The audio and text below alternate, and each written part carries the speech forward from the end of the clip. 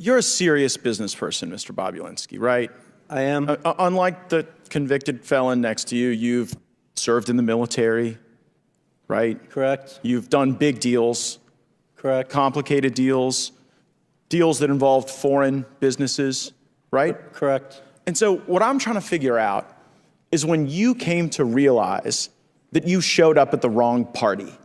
Because you kind of strike me as a guy who showed up to do a legitimate business deal, and you ended up instead at a bribe.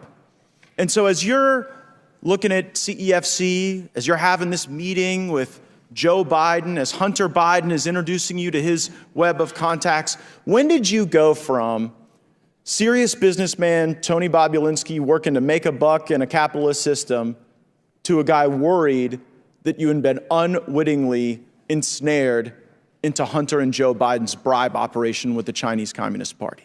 I appreciate the question. It wasn't an aha moment. It was more of a process. I am a serious businessman, demonstrated by the different deals I've done around the world and the success of them. But it started, remember, the Biden family wasn't my entry into this. James Gillier, who I'd known for over 10 years, who traveled the world doing business, kept trying to get me involved. I really had no interest. I sat down in the spring of 2017 to walk through things, and then I quickly put together two businesses, Sinohawk and Oneida. After the meetings in Los Angeles with Hunter and Joe Biden, it started to sort of, bells and whistles started to go off when Jim Biden used the term plausible deniability. Plausible deniability is the first moment, straight from the lips of Jim Biden, right on the heels of your discussion with Joe Biden, where you start to think, this might not be legit. Correct. And my lawyers at the time could attest to that because I reached out to them saying, listen, I'm a former naval officer. I held a Q security clearance. I couldn't collect. Somebody couldn't take me to dinner for $50. This just does not make sense to me. But you proceed, and then later this thing starts to get a lot uglier. What's the moment you go from, okay, your spidey senses are up, you're analyzing this, to now you know this is a crime that you are bearing witness to? The end of July, when the Biden family put them right front and center in the middle of a $9 billion transaction between the Russian state-owned energy company Rosneft and CFC, a surrogate for the Chinese Communist Party. And was there ever a time in the deals you were involved in where you started to see the money move around the legitimate business enterprise and toward the pockets of the Bidens? Well, the challenge, Mr. Gaetz, with that is at the time they moved the money, right? You guys have the text messages where Hunter Biden shook down Director Zhang, but I was not aware of that. I spent a year asking questions of, this doesn't make sense to me. Where's the money? I stepped in and had lawyers work to dissolve the two entities. I didn't know till years later that they had defrauded me. They had gotten paid all this money and all this craziness. The amount of facts. It just seems pretty simple. This is either a bribe or a business. It was a bribe from the Chinese Communist Party.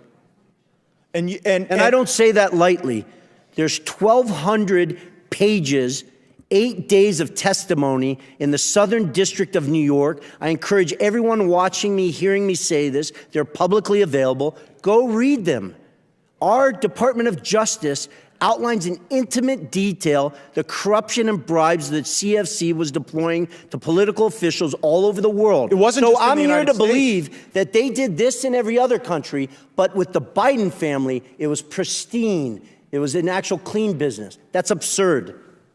And you came to know that, and that's when you blew the whistle, right? That's when you started to get worried, when you saw Joe Biden. I stepped away from it. There's the whistleblowers. I can't give them kudos enough for the bravery and the risk they put their family in.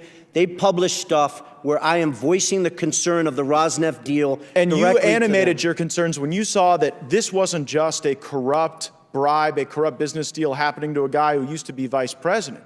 When you see that Joe, everyone's made a big deal like you're a bad guy, that you showed up at the debate, or you're trying to give life to these facts that you've observed, that it's so bad that you did that during a political contest.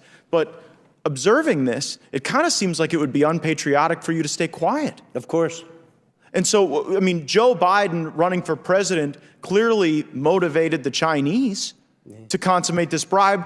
Did it also motivate you? Well, I didn't want to go public. I wanted to simply unload all the facts, personal experiences. It's funny, there's 18 people on this committee with law degrees, including, I think, Mr. Swalwell. Evidence, firsthand testimony, is the most powerful evidence you have. I've given it, Mr. Galanis has given it, along with a whole host of other witnesses.